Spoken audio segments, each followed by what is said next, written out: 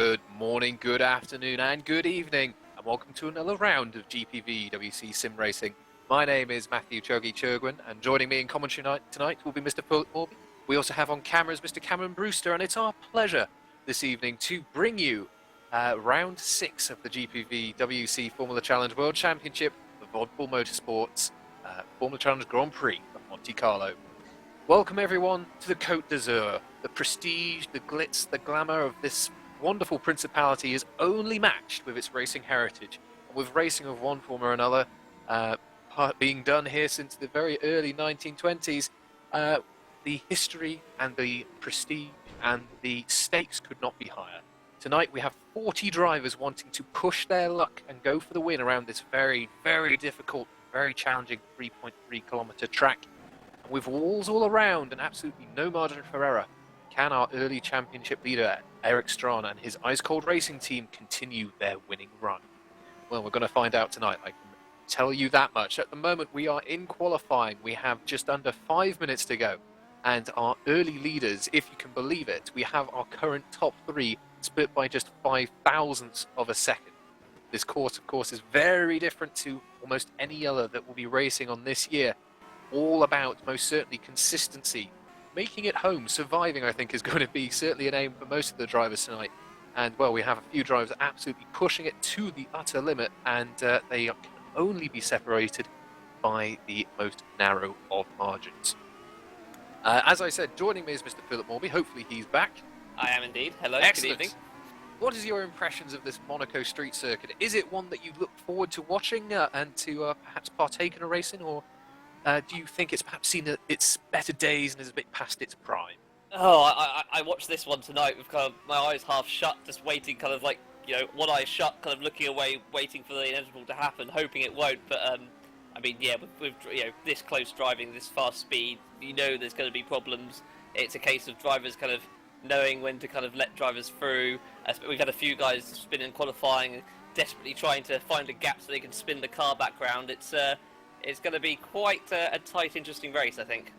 I couldn't agree more, and as it's been all season, the whole grid is hardly covered by any time at all. Currently we've had 39 drivers set at the lap time. The current difference from first place all the way down to 39th is just a bit over 4.5 seconds, but the top 20 is only separated by 2 seconds. So top 20 very close, and we've got a little bit of drop-off. But anyway, plenty of drivers in close proximity around a circuit which really the overtaking opportunity is very limited, so it makes qualifying all the more important. Anyway, one man who's currently got it absolutely spot on is Lars Brugman. He's currently in P1.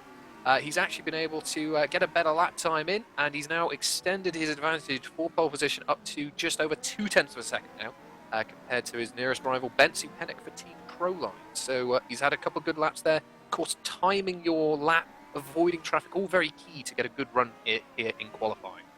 I'm looking at the ice-cold guys, who are kind of ice-cold racing. They're currently the kind of top team in 3rd and 5th at the moment. Strana's coming around to complete a lap. And does he go any quicker? He does. He's just popped up to 2nd place. Lovely stuff. Shall we see if we can stick with them and get a lap in? Let's try and find someone else that's going to be nearing the end of a lap. I'm going to have a quick look, and I will get back to you on that. Lovely. Well, as a nice lap there from Eric will put him surely in contention for a front row start, at least at this point in time. 2 minutes remaining. Let's see if we've got anyone out on a quick lap at the moment. We have Brugman. He's continuing to march around, just getting past Jaden right there in the triple 20. Oh, I think he might just tap the wall there on the exit of the back. Going to look at Thomas Jacobs in 13th place, actually. Hopefully he's going to do another lap. So he's just currently trying to finish one off now. So this is Monaco, just over 2 miles long, very short circuit. We're already going down to turn 1, Sandervots, that long kind of right-hander. You're desperate to put the power on as early as possible to go up the hill. Turn 2, flat out, don't even worry about it. Where Rubens Barrichello crashed years ago. Turn 3, Massenet, into the casino. Turn 4, down the hill. This is where you usually see the cars bobble right a little bit, like Tom does very nicely. Into Mirabeau, this kind of complex of right-hander, going straight down towards the hairpin of turn 6, and this is where I think problems are going to arise. Into turn 7 and turn 8, Portier, and then we're into the turn 9. The tunnel was very close there. Somebody spinning around. That's the problem we're going to have here tonight. So turn 9, the long right-hand tunnel, flat out, and then you just trying to find your breaking point for this turn 10, turn 11 chicane. He's done it rather nicely. Don't clip any of those walls. Try and power out. And we got to back of turn 12, and then my favourite kind of part of the track is actually now the swimming pool. I mean, you've got 4 corners in quick succession. 1, 2, we're kind of flat out a little bit, back on the brakes, and we've got 15 and 16 as we go towards turn 17, Rascas. Again, kind of probably one of the few kind of possible overtaking spots. And then we finish 18, 19, Anthony Noakes, and that is a lap. So he is currently 13th. Is he improved on that lap? Let's have a look. He sadly hasn't. A nice tidy lap there. Unfortunately, didn't improve on that one, but goodness me, and take a breath there as he came out of Portier, and there's a car facing the wrong way. All part of the challenge that you might have around this very, very, very unpredictable and very, very challenging Monte Carlo street circuit. Anyway, while we're on board with that lap, Eric Strahan has been able to get a great lap in. He's put himself now on pole position, just under a tenth quicker than Lars Brugman. Strahan himself is on his in lap. Brugman is in the pit, so that's those two out of contention. Rasmus Salo, very strong in the first round of this year. He's currently in third, and by the looks of it, has backed out. So we are now looking further down the order for drivers. Beresford goes third. Beresford's jumped a couple of places there to get third place. Good spot there for Scott. So he's up into the top 3. I'm just keeping an eye. I think Ben Supenik currently in 5th. I think he's on a run. He's just coming through Portier now, down through the tunnel.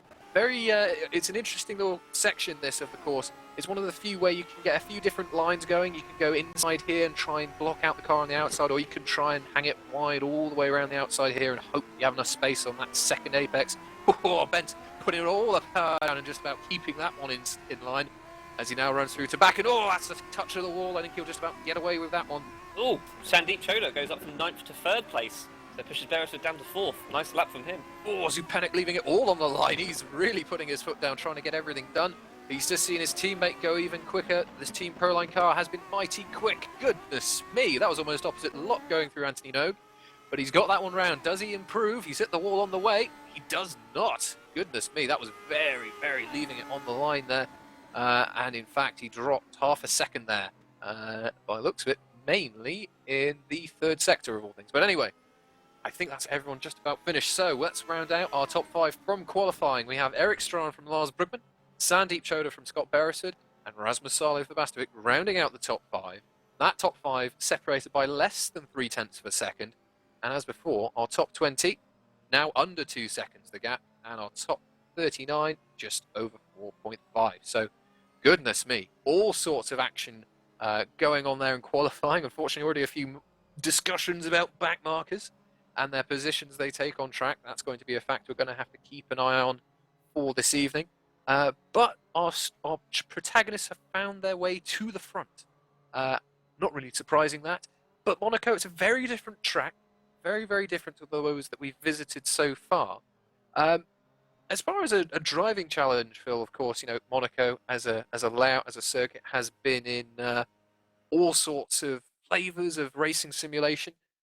It's a very challenging one to set the car up for. Do you try and set the car up for potentially just getting home nice and safely, or do you think that you should perhaps, you know, go for broke, absolute maximum pace and risk a dangerous flirtation with a barrier? I mean, it depends kind of what position you're in. I mean, for me, it's kind of bringing the car home, especially if it's a very bumpy circuit. I mean, we all know, like, so that bump going down towards, I think it's Mirabeau, that all the F1 cars kind of dodge, and some guys, even on this, do dodge it because it's such a big bump. You don't want to hurt the car.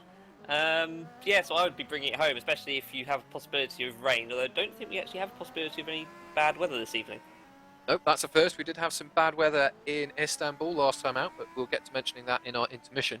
But yes, you're quite right. No weather. I'm sure that's one less factor that the drivers will have to think about. And you're absolutely right. I think, to be honest, if I were in these guys' positions, I would definitely try and set an easy car up to drive rather than perhaps one with its ultimate pace. As we were mentioning earlier, you know, overtaking opportunities, very few and far between around here. And as we saw in WSS, it's quite easy if you put your car in the right place to hold off a whole train of cars. I think it was Menno Clont do that in the second race. I was just about able to do that in the first race.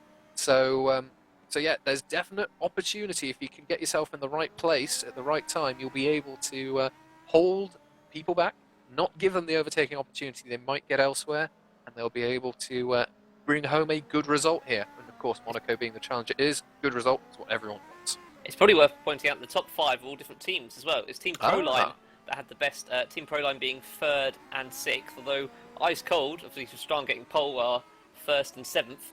So yeah, some good outings from those teams, and I think for those teams near the top, it is literally a case of bring the car home, get some decent points. But I mean, for the likes of the guys a bit further down, just kind of chuck it all on. I mean, in real world, I've been saying about McLaren. I'm hoping that McLaren at the Monaco race next month can just kind of put on all the kind of upgrades, turn it up to 11, throw the car out and see if it does a lap in qualifying and see how high they can get. And it's funny that you mentioned that. We're only just over a third of the way through the season this year, on round 6 of 17. And it's already, I think, getting to a stage where a couple of drivers, a couple of teams will have to start contemplating the points game.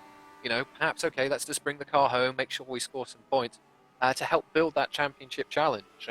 Compared to last round, Eric Strahan, our current championship leader, had a 32-point margin. It's now down to 13. With, well, must say, some very good driving, thinking about that, just bringing home points and maintaining that current lead that he has. And the same with Ice Cold, points at 78-point gap between themselves and Mad Cape, their nearest challengers in the Constructors' title. So it may be a race which is defining of the season. We'll see who out of our drivers and teams tonight will prioritise just bringing the car home, getting some points, and perhaps that will be indicative of the rest of the season. Anyway, as always, we are very interactive, or at least we try to be.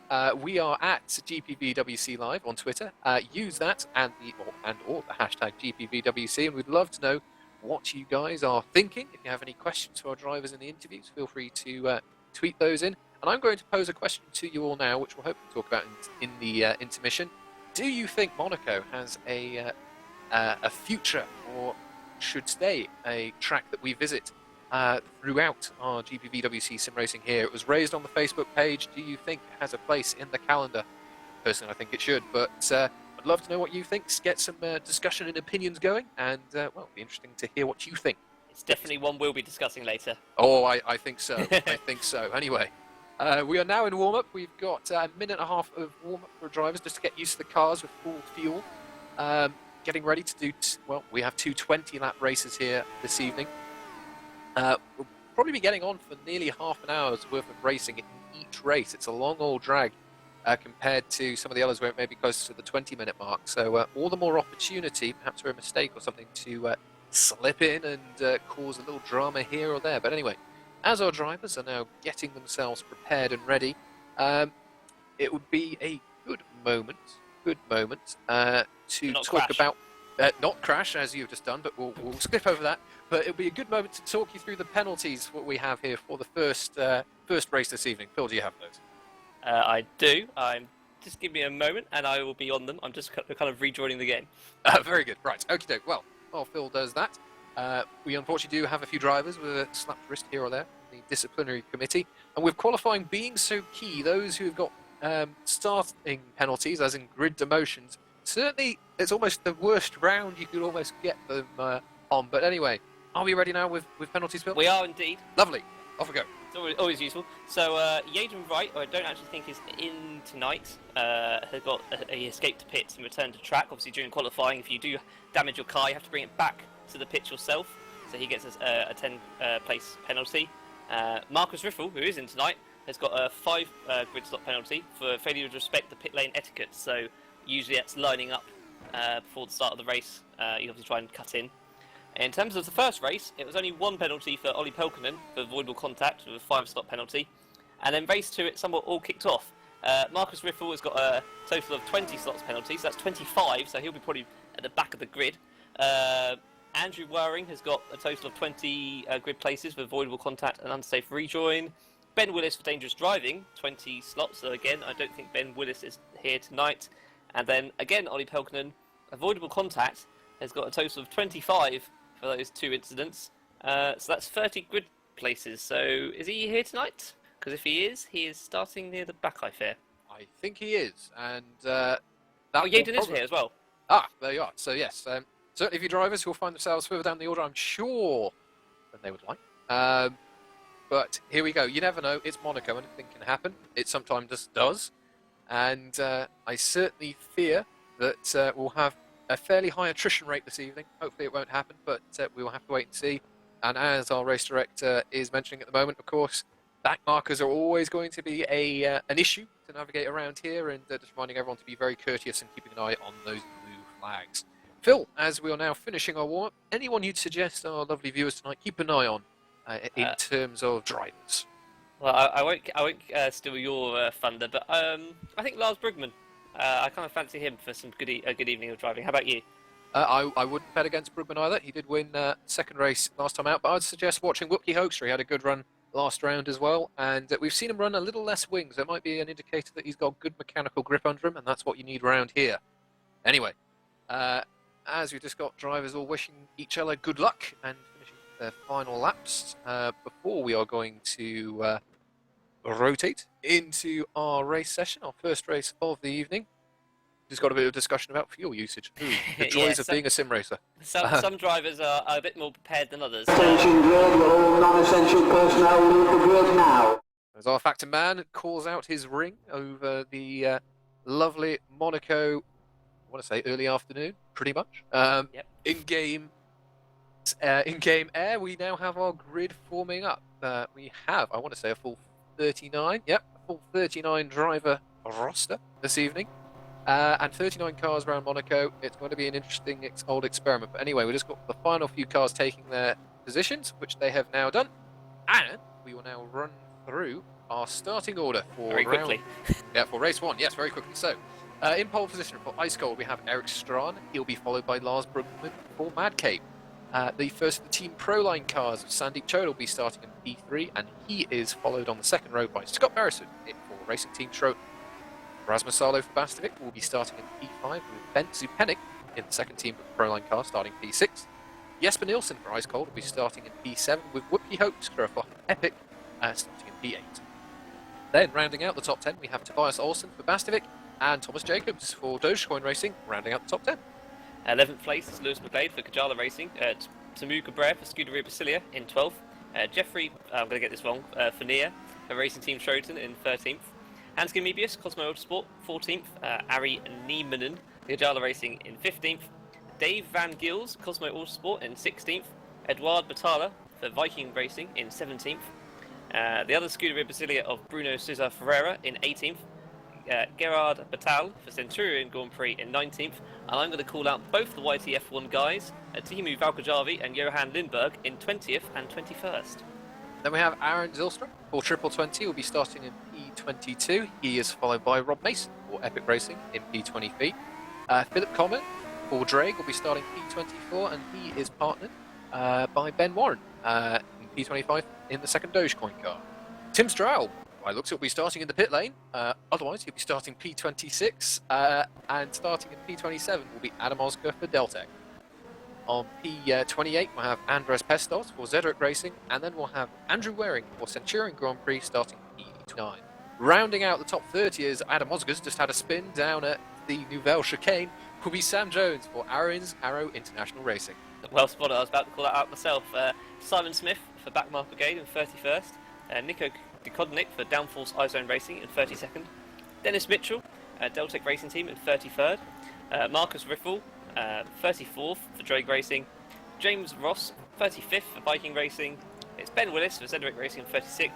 Yaden Wright, Triple 20, although he's had a spin as well. Trying not to, I think he's going to damage his car there in 37th, because he's trying to turn it around and do a 15 million point turn swimming pool. And at the back of the grid, it's the Katana Motorsport guys of Justinas Rebellis and Ollie Belkanen. We'll see all those penalties adding up. Our leading drivers have been sat on the grid for quite some time, so hopefully we've got plenty of radiator space there. Otherwise they're going to be nice and warm, as I think there was a car locking up as it was getting into its grid slot. So all sorts of action, and we haven't even got away yet. But we now have our final few drivers taking their positions, and before long we'll have our lights on for race one here around 6. The GPVWC Formula Challenge from Monaco. 1 light, 2 lights, 3 lights, 4 lights, 5 lights, and we are racing. Quick light. By the looks of it, a very good start there from Scott Beresford, but by the looks of it, we're all line astern as we run into Sandra. Not much room. Oh, goodness me, I think everyone's just about been nice to each other. No collisions. I think we've got 1 or 2 cars having a moment down at the back, but as they run through Beau Rivage up into Massenet, it's Strachan from Brugman from Choda as they run down through Sector 1 for the first time. it's all looked like a good clean start here at Monaco. Yeah, I'm just kind of seeing the going 3 wide towards Mirabeau, which is going to prove rather interesting. To Cabrera and Mebius kind of fight together. Oh, there's a hit there. That's Edward Batalo, I think. Neiman. Yep, there's a little bit of drama there in the midfield. We've got a few cars stuck at the casino bend. I think Oscar's won. But we have almost everyone... Rubeles is out definitely. Oh dear, we're here. Cars out, down at the hairpin. Cameraman extraordinaire was mentioning something as well. But up the front, it's pretty much the line of stern as we were, as they run down into the chicane here on the first lap, lap 1 of 20. We still have Strawn from Brugman from Choda, and the trick will be now, if Strawn can build a gap, get some time between himself and Brugman, he'll get that nice operating window. He won't have to push as hard, not take as many risks, and therefore that can secure him the win. Likewise, Brugman needs to stay close now. He has to overdrive the car towards the end, when the tyres are a little less grippy. When the race is a little more mature, back markers and things are in play, that could lead to a mistake and end his race. So this is going to be interesting. Who pushes early? Who plays the long game? We'll have to wait and see. But as they complete lap 1, move on to lap 2. Our top 5 are as they were. We have Strawn, Brugman, Schoda from Beresford, and Solo rounding out that top 5. Andres Pestov and Adam Oscar without a front wing going into the pits. And yeah, Justin Rubeles had a very weird issue. He kind of glitched out nearly because somebody's going backwards a lot. Ben Willis, I think. Ben Willis in the pits as well, as is Marcus Riffle and Valko Jarvi. Sorry to talk over there, but Oscar continues to have a few issues. He's just recovering. He was stopped down at the chicane. He's now got himself going. By the looks of it, no one's really making a move as they run down now through the second sector, down through this very, very inviting hairpin, but there's definitely only just about enough space if you're with another or racing another driver to get 2 cars through there, let alone any more. But by the looks of it, everyone being sensible in the early going. They are. The field's kind of spread out quite a bit, but yeah, Pestovs is now coming out the pit lane, stone dead last, and Valko Jarvi and Riffle and Yaden Wright have come out, and Ben Willis, sorry, have come out quite close together. So that'll be interesting to follow, see who kind of gets the wooden spoon. Absolutely, there's always something to race for, even if it's last place. And what we've seen time and time again so far this year is everyone, it doesn't matter what position you're in, is having a good race here or there. So we'll have to keep an eye on what people are doing, and hopefully once the blue flags come, they'll be nice and respectful of those. Anyway. Our leaders continue to march on. Strawn, interestingly, did have a second gap. That's come down ever so slightly by less than a 10. Brugman starting to reel him in. Strawn on the last lap, though, did set the fastest lap of the race. So that's interesting. Clearly, Brugman had a really good last sector there. And interestingly, just keeping an eye on Strawn, getting his car out of Saint Devot. A lot of wheel spin for him there. Little camber change, very, very tricky to judge. And just catching out ever so slightly there. So one to keep an eye on. Hopefully you won't lose the back end there. Hopefully we won't have a curse of the commentator moment, but very, very dicey in the early stages. Oh, I think that was someone locking up down into the hairpin. I'm watching Sandeep Chodra and Scott Beresford. Scott's just behind him and seems to be the faster driver in these early stages, but just can't find somewhere to pass as we go through the tunnel. I expect him to do it at the chicane coming up. He's looking at outside. He's going to try and tuck back underneath. He is. He's definitely side by side, but obviously Sandeep's got the inside line. Is he going to try and cut him round? He's not able to put the power down. Sandeep's got him covered. We'll have to see if he can get a good exit down here towards Tabac, but the answer is no. And yeah, Sandeep very nicely covered the line, and that's all you really have to cover off that chicane. If you get to that inside and just cover it, you can quite easily stop any... Oh, that was Bastovic! That was Sarlo! Sarlo made a mistake there, out of the swimming pool chicane. Just clipped the wall there. That's him falling down the order, currently in 10th. Lost his front wing, probably some damage as well. He'll have to get that repaired. But goodness me. Nico de Kodnik out as well, with an accident at the casino. Took it too wide and smacked off his front left tyres. That's him out. Oh dear, drama there for Sarlo. Brugman sets the fastest lap of the race on lap 3, now onto lap 4. Continuing to reel in Strawn. The gap now half a second between those two. So clearly Brugman feels feisty now. The tyres are coming up to temperature and up to pressure. In fact, those two are in a little race of their own. With Sarlo's demise, that's promoted Zupenik for Proline up into P5, and everyone else, of course, down the order will be gaining one as well as he gets that one repaired. Hugely unlucky there, and as Monaco will often do, one slight lapse in concentration can cost you a race result. Yeah, as I say, it's a war of attrition here. It's going to stay on the track, and you've probably got the best chance of gaining a few points. I'm watching 21st down to 24th is a bit of a battle going on at the moment. With Zylstra, Rob Mason, Lindberg, and Pelkonen. Who's that making up places there? Oh, Gerard Batal's round. Gerard Batal at the bottom, just off the hairpin. In 22nd place, what was he doing? Coming down towards the hairpin. Has he just spun it on his own accord? He has, he's just done it himself. Not what you want to be doing, but it's a tricky one to judge. just keeping an eye on the fight between Beresford and Choda for P3 and P4. Beresford continues to be right on the gearbox, and now Zupenik is right back of Beresford as well. You never know, might be a bit of team play here, trying to back one up into the yellow. The trick will be, if you continue to do that, it'll be more than just your teammate behind you. You'll have a whole gaggle of cars wanting to get by you, so they're going to have to play this one smart. Anyway, Choda continues to hold third place. Brugman continues to be in second place, but the gap now is less than 0.2 of a second between Strawn and Brugman. They are now running through Massenate, through 3, into Casino, turn 4. Very tricky bump here on the exit, wants to send you round, but both of them navigate that very nicely. They run down through turn 5, down towards the hairpin. Is there an opportunity for Brugman? No, there's not this time around. Let's keep with this though. As they run through turn 7 into turn 8, 48. Let's see if Brugman can set anything up for the chicane. Strawn, I think, a little bit wide there, a little wider than he would like to have been through 48, but he's gathered it up. Brugman now honing in on the back of that ice-cold racing car, but not close enough to do anything this time around. They remain in P1 and P2 as they run through the chicane here on lap 5 of 20. Meanwhile, Beresford has got past Choda. Let's see if we can catch how he did that one. Lovely stuff. He's got a lovely exit through Portier, up in the tunnel, under the rear wing of that Team Proline car, and he'll get that one done on the brakes. Round the outside. Goodness me, Scott, lovely move. Showing that anything's possible around Monaco, even a bit of overtaking. So lovely stuff there from Scott. He's up into P3, and let's see if he can now make a gap or even catch Lars Brugman ahead of him. So Chodron made a mistake at the swimming pool. I'm just trying, was he let his teammate through? Oh no, he's let his teammate through, Japenik. Team tactics in the early going, but that's a very, very nice thing to do. If you think your teammate's quicker, let them have a go, and well, if that doesn't work, you can always swap it around a bit later anyway. So now we'll have to see what times Scott can do in clear air. In theory, he could be quicker than anyone because he has no one to worry about ahead of him. He can just do almost qualifying style laps. Anyway, Strawn and Brugman continue to follow each other around. No opportunity. These two are catching the first back marker of Batal. He's making his way through turn 8. Strawn and Brugman now making their way through turn 8. Little lock up there from Strawn running down into Portier. That might be interesting for Brugman to remember. Yeah, let's put a bit of pressure on and make a run out of the tunnel. Anyway, Brugman very close, much closer than he was before. Can he go around the outside? No, he can't. Strawn parks his car very nicely in the middle. No opportunity there that time round. So Strawn's covered himself quite nicely as they now run down towards the back. Batal, the back marker, seeing those blue flags, getting well out of the way for stuff. Watching 8th, 9th and 10th, Olsen, Fournier and Jacobs, all very close there. The chicane after the tunnel. Jacobs kind of sitting back and seeing what Olsen and Fournier do. Olsen now got ahead of Fournier. That's Olsen up to 8th position as we go through the swimming pool. McGlade not too far behind this lot as well, just seeing if anything's going to happen.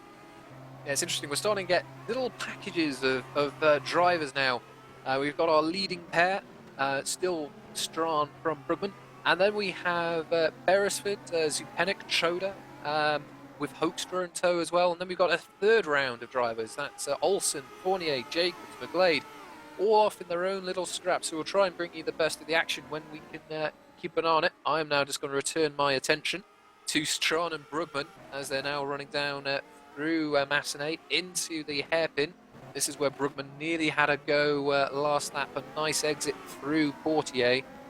Gave him the opportunity to have a look around the outside, but to my eye, both pretty even through Portier that time around, so I'd be surprised if anything's on, but you never know. Slipstream is in effect. They run through the tightening tunnel, and sure enough, nothing on that time around, but we'll keep an eye on that one. Interestingly, Beresford hasn't really been able to close up on these two, even though they're scrapping, so even with that free air, he's not been really able to make too much inroads. He is pulling away, however, from Zupenik behind him. So I'm currently just watching Eduard Batalla. Currently they are 15th place and single points guy. I think that's Jesper Nilsson getting past Zupenik. Did I miss I something think that's a timing glitch, unfortunately. Right. Hopefully that will sort itself out as everyone's now passing the timing line. Not like you can particularly miss a corner around here, so yeah, that's I'm true. sure that Yeah. will sort itself out. So he's actually currently in as he goes past the start-finish line. Yeah, he's back up to 4th. Yeah, that's fine. Yep, so just a little timing glitch there as they cross the line into the second sector. That one sorted itself out. Oh, beg your pardon, third sector. That one sorted itself out, so relief there for Zupenik, wondering where all his positions have gone. No, they haven't gone anywhere, you're fine. Anyway, Brugman and Strawn still nose to tail. Strawn doing the good job of defending. We've got Mitchell ahead of them now, back marker. They're just rounding the hairpin now. The pace that these two are going, oh, Brugman, plenty of power down on exit there. the pace that these two are going, they are catching back markers at a rate of knots. We'll have to see what Mitchell does here. I'm sure he's well aware of the drivers, the leaders of the race coming up behind him. I'm sure he will move aside as they exit the chicane here. Nothing on between Brugman and Strawn on this time around. Good exits from both. Sure enough, Mitchell's moved to the side, so good marking there. As we now have... Oh, we have an overtake opportunity. We've got Choda and Hoekstra side by side through the chicane. Goodness me. How they managed that one, I don't know. Choda holding on to that one for now, but Wookey all over the back of that Team Proline car as they run through Pacine, down into the second chicane here at the swimming pool section of the track. And Choda's just done enough to guard that one, but clearly a mistake or a moment there for Choda.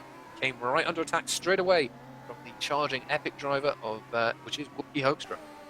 So I suppose it's commentator's curse there for Vitalo, who's now done 16th. He had a mistake at the swimming pool, helped Niemanen get past him. So Niemanen currently holding the last points playing position. Who's doing okay on the teams one? Obviously Team Proline 4th and 5th. Racing Team Schroten 3rd and 9th at the moment. So that'll be a good haul of points to them. Obviously ice cold with Jesper Nielsen in 7th and his teammate currently at the front. Yep, all valuable points for the team game, as I believe that's Andrew Waring setting the fastest lap of the race just now. So good stuff for him. As the fuel's starting to burn off and people are finding themselves in clear air, they will find that they will be able to gap drivers quite easily.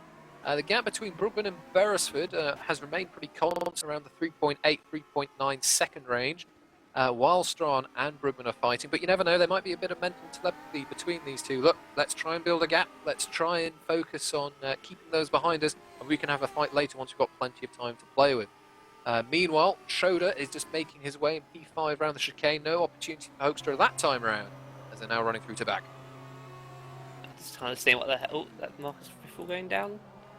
Oh, let's see what's happening at the back here. We've got Zilstra 27th, Salo 26th, Ross 25th, and Ben Warren 24th, all fighting for no points, but just for honour, and making a good attempt at it all. Well, let's remember, though, that there is a reverse grid race in our second race, 15 to 20, and everything is... well, if you can get yourself in pole position and do a stellar job defending, you never know, you might be able to bring home the win. So everything is to play for, certainly even the non-points paying positions there. This is Monaco, after all. Strawn immediately responds, setting the fastest lap of the race while being chased by Brugman. The gap between those two increasing ever so slightly the last time around, up to 0.3 of a second. But to the eye, nothing's really changed between these two. So it's going to be the interesting game now of who blinks first, who makes that slight mistake and runs wide. As just hearing that someone went around the outside of someone at Raskas. Fantastic stuff. Who was that? Goodness me. Good stuff to get. James Ross, thank you, cameraman extraordinaire, being on the money, keeping an eye on action up and down the field. James Ross, wow, you get around the outside of Raskas, that's quite something. Perhaps you should book yourself a table at that lovely little cafe. Anyway, lovely move done round there as we are just having a look. What else have we got going on? Interestingly, Beresford, he's pulling such a great gap to Zupanik in P3, but he's not really gaining on leaders whatsoever. Choda, Hoekstra and Niemanen, all, or Nielsen, I beg your pardon, all very much as they were. And our little train here for P9, 10, 11, that isn't varying much either. That is still remaining as Fournier, Jacobs and McGlade. But unlike other races where perhaps you'd be looking for a better exit here or there, I think Monaco is very much about the opportunity of staying in the mirrors of the driver ahead, make them make a mistake, and then spot the opportunity and have a go and try and get past them. Oh, Tamuga Brere's got a problem. He's got a big problem. I'm trying to work out what it is. He's got no front wing, so what's gone wrong there for him? Oh, it's Hoekstra. Hoekstra, I beg your pardon. In the pits, he's lost his front wing. Oh, disaster there for the Epic driver. He was running very nicely inside the top 10, so clearly a moment for him there. I'm going to see if I can catch it quickly on the replay, what happened there. But clearly was toward the end of the lap as he was following on through to back just a few moments ago. So we'll have to see what happens I'm there. just watching it now. He's at the swimming pool, and has he dropped it himself in the swimming pool exit? Yeah, looks it. Yeah, just dropped it himself and took off his front wing. Yeah, by the looks of it, just clipped the wall. Very similar to Salo earlier on in the race. So great misfortune there for Wookey. He's dropped all the way down to P20 inside the top 10. Straight out the points. Straight out the points, but still in contention just about for a reverse group. We'll have to wait and see. Anyway, we are on lap 11 of 20. We're over halfway done here this evening. Strawn continues to lead from Brugman, and the gap between themselves and Beresford is actually increasing. It's up to almost 4.5 seconds now. So these two, even though they're scrapping hard, clearly the class of the field got the pace on everyone else. Zupanik in P4. He is currently under attack from Choda, his teammate. Goodness me, perhaps they're going to have a go now. They're going to swap round As to my money, I want to say the gap between Pennick and Beresford is increased. So there might have been a mistake there. Brugman and Strahm going up the hill. Ooh. Brugman's right on his gearbox, and I think suddenly the kind of tables have turned a little bit in the second half of this race. Yeah, it's quite uncanny. All sorts of action now kicking off. Brugman did set the fastest lap of the race last time around, so clearly he wants to remind Strahm that he's feeling racy. I think if you're going to make a move, he's starting to have a look now. He's starting to be a little more assertive, a little more aggressive, putting his car in just that sort of half-committing position where a driver might have to consider as they just run around Portier, and there's a front wing there. But you know, just starting to make the driver ahead consider where the car is. As we've got Willis there. He is a back marker. He's lost his front wing and he's going straight on at the chicane, but that's all right for the leaders because they can make their way through nicely. Oh, Willis, he's come back on track. He's dodged the wall. He's now got out of the way, so that's all fair and good. By the looks of it, he's got some sort of issue there with a lock of some kind on his tyre. But Brugman not really been able to make much of an opportunity there. Oh my goodness, so much quicker through the second part of the first chicane there in the swimming pool section, right onto the back of Strahan. As they then run to Raskas up into Anthony Nose to complete lap 12 of 20. Oh, goodness me. Strahan, all sorts of power. There's a slight camber change, slight dip. I think it's caught Brugman out. So a gap between Brugman and Strahan up to half a second. That's a small mistake. James Ross managed to spin the car and lose his front wing just after the pit exit and had to do a whole lap with no front wing, poor guy. He's currently coming out in 29th position now. He's a lap down. Hoekstra's still 20th, but he's only a second behind this battle of Lindbergh, Pelkonen and Mason kind of all together, so we'll try and get some points. It's still possible. He's at 10 seconds off a point, but he's got a lot of cars between him in a very close position. Indeed, and I did find in driving WSS last week, if you want any real opportunity to try and just overtake a driver in a, if you will, traditional manner, just sheer outdrive them in terms of pace, you need a good couple of seconds lap differential between yourselves and them to have an opportunity, and we know Whoopke does have that on drivers he is racing, so he might be able to sieve his way up the field in the closing stages here. Anyway, that being said, Strahan, Brugman and Beresford all are as they were. Brugman actually closing in on Strahan. As goodness me, that's Pestos they're now catching up to. Another back Brugman marker. hit the wall. Oh, Brugman hit the wall there, went over the curbs. Has he got any type of damage? No, he hasn't, but he's lost a bit of time. Pestov's now just about getting out of the way. Blimey. Yes, that gap is going to definitely be... Oh, it's a few seconds now, I think, or a couple of seconds. So good recovery there for Brugman. Yeah, just clipped the inside barrier there in for turn 15, the second chicane in the Piscine section there, and that's given Strahan a 2-second gap.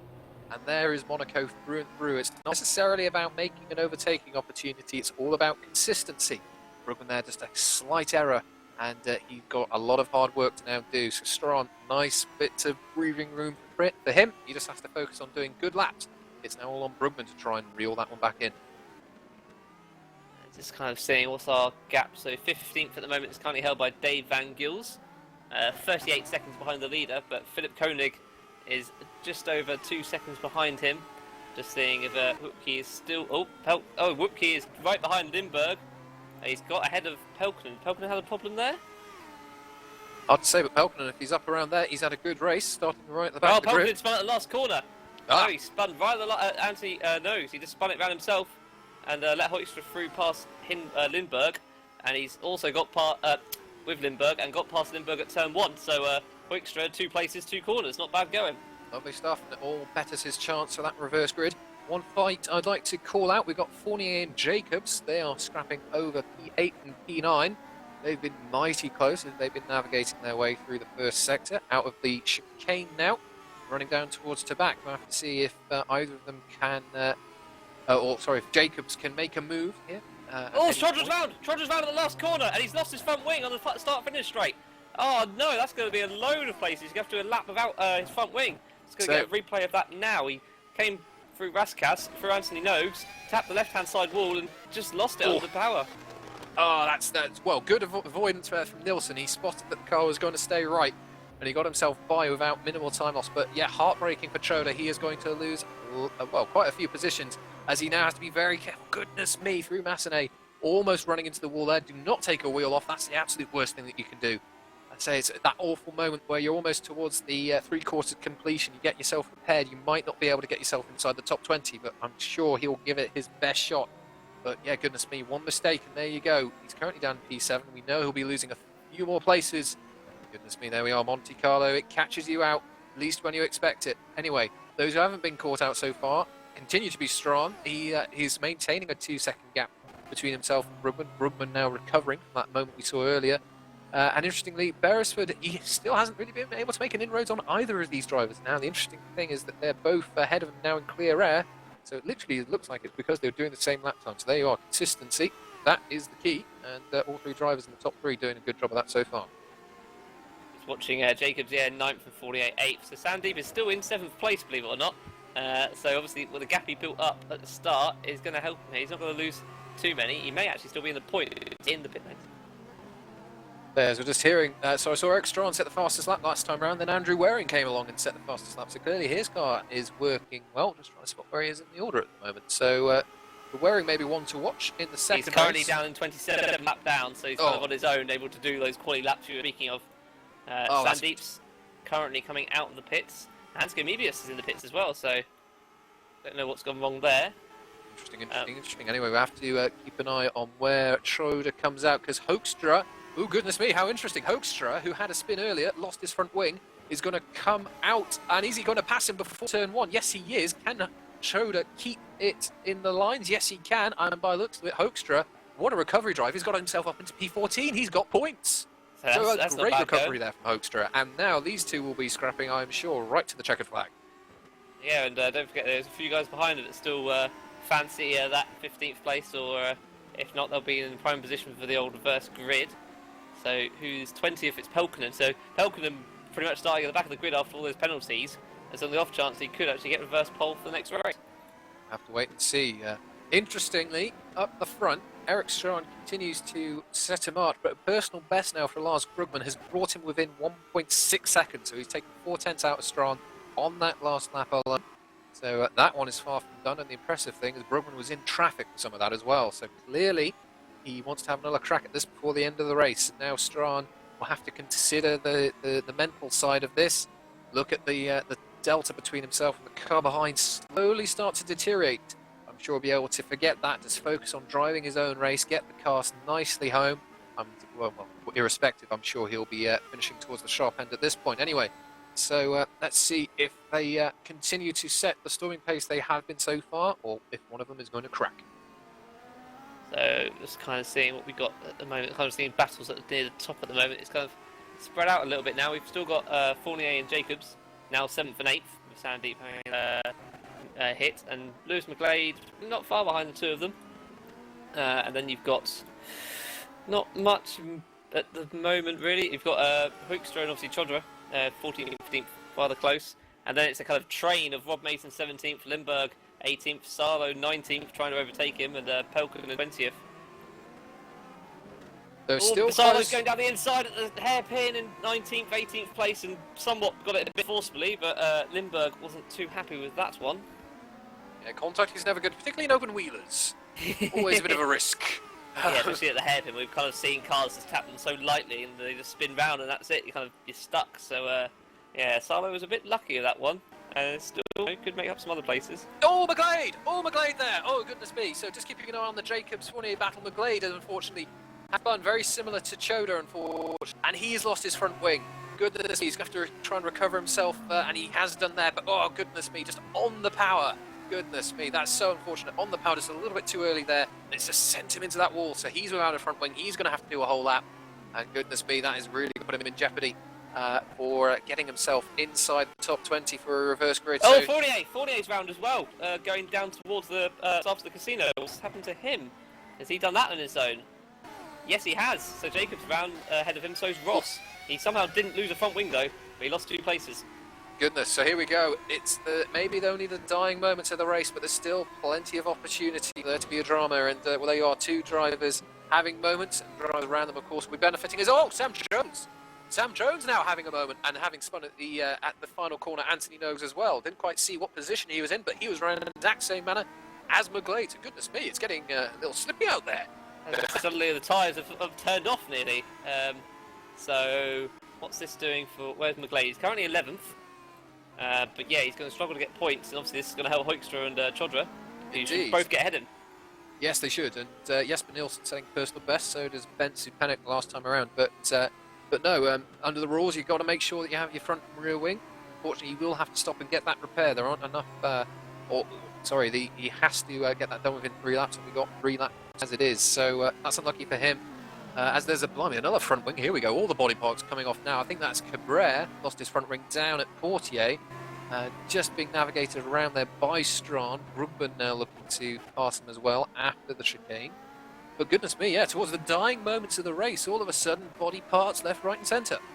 So, I was watching Salo and Mason. They're kind of struggling as Salo's looking at turn 1 in 17th place at the moment. Mason's got a little bit wide and hit the barrier. And has he got away with it? I think he may have done, but Salo's got the place. So Salo up to 16th. Good stuff from Salo. That's going to put him in prime position for the reverse grid. Certainly it's within contention. And 15th, of course, being the absolute place you want to be because you get a point. And you're certainly still in contention even then for a good starting position for the reverse grid. Anyway, we're in the closing moments. We're on lap 19. Oh, sorry, we've completed lap 19 of 20. We are on lap 20 of 20. It is the final lap. Strawn continues to lead. The gap is 1.5 seconds. Interestingly, it was around the 2-second mark.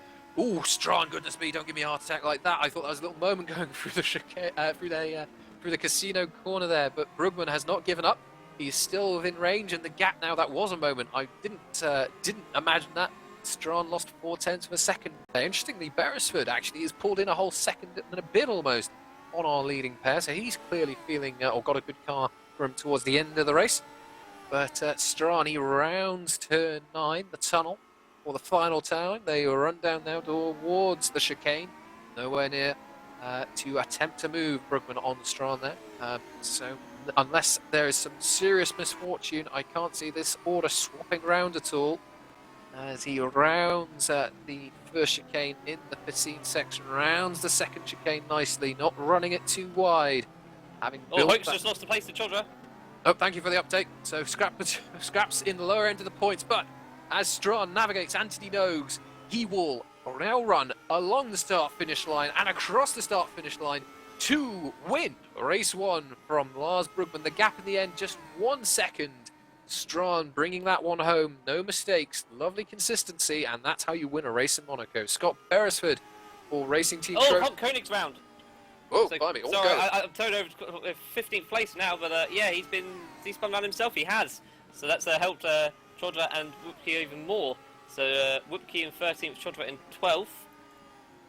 What does this mean? Yeah, this means Koenig's out of the top 15. Although there's loads of 18th up is worth watching. If I can get the words out of my mouth, it would be useful as they come towards the swimming pool. Loads of them together. Is there going to be any last-minute dives to try and improve their hopes of getting a reverse podium? Watching Mason at the moment in 16th. Is he worth diving at Dan Van Gils for a point? Don't think he will. It's a bit too far away. As long as they don't lose it at the final corner. Oh, Salo nearly did in 14th, leaving it all out to drive through Anthony Nogues. And it looks like they just all got very in quick succession. Hardly anything between those drivers. Lovely and close, yeah. As you were saying, 17th all the way to 19th, less than half a second between them. So very close at the end there. But to quickly recap, our top 5, race 1 are Strawn from Brugman, Beresford from Zupanik, and Nielsen completing the top 5. So ice cold. From a team perspective, P1, P5, they were the best team. That's more valuable points in their championship challenge, the Constructors' title. And yet again, Monte Carlo, it's not a race course where you'll see your typical style of race where it's all about setting the car up for a good overtake opportunity, perhaps into a slower corner. It's all about consistency and not making mistakes. It's fascinating towards the end there. Several drivers almost at the same time having moments, all individually. Perhaps tyre wear is an issue. Perhaps It could be running out of grip, and it makes it ever so slippy. We already know the track surface is pretty slippy on its own. And goodness me, a few moments for various drivers there. Consistency being the key. And some drivers did it very right, and unfortunately for some were not. so. Says a few comments saying that Jeffrey may have gone too long without a front wing or rear wing. I didn't see it. I must admit. I'm guessing it's front wing, but I'll have to look into that one later. He's finished 9th position, so he's saying it's 1 lap and 3/4. Yeah, so I don't know really what happened with that one, but yeah, close race. I mean, the top, like I said, top 3, less than 4 seconds, which for a 28-minute race isn't too bad. not at all. And yeah, fair shout to Ollie Pelkinen. He got himself from the back of the grid up to 19th. So you can't say too many people have overtaken 20-odd cars. So good stuff for him round this race course. Which, let's face it, not much of an opportunity there. But anyway, goodness me, racing up and down the field. Good stuff to see. Fighting to the very end as we just wait for our final two drivers to park up in their grid slot, or I beg your pardon, in their pit garages. We will move now. We will migrate over to the second warm-up session. We'll wait for the reverse grid number to be picked, and then we will roll out the grid for race 2 here. 20 laps around here, it's a long time, nearly half an hour, 27 minutes. Were you impressed, actually, that there wasn't so much attrition? It was a bit at the start. I mean, there was a very odd one at the hairpin that Timu Valkojavi has commented on, saying, anyone can tell me how one car came from the sky and took off my front wing. Obviously, we don't usually get that in real life, so that was a bit of an odd one to see. But yeah, it was better than what I thought. I mean, there was, like I said, at the end there, a lot of cars spinning. How many front wings we lost there? I would probably say about 20 plus. But not actually cars retiring. I think it helps. It's stupid to say that it's quite a slow circuit, all things considered, that it's not too much of an issue there. Well, yes, and rear wings and front wings are plenty. And to be fair, I mean, so we were talking about it just before the first race there. We proposed the question to our lovely viewers about, do we think Monte Carlo should stay as a race, as it's perhaps, not as exciting as some other tracks that we may go and visit throughout the championship season. See that Deltec Racing Team on Twitter, hello guys, have said that Monaco must stay. I am of that opinion. Phil, do you agree that Monaco should hold its place, perhaps just because it's so historic, or it provides such a unique challenge, or has it seen its good days, and we should perhaps look for somewhere new? In sim racing, I just think no. I don't see why. I think yes, it is a very different kind of racing. We know it is. That's why we kind of still love it. We know that there isn't going to be much overtaking in the race, although there was quite a bit there because of the damage. And yeah, it's a war of attrition. Too many circuits these days. We see the massive tarmac runoffs. I mean, Parabolica, Monza.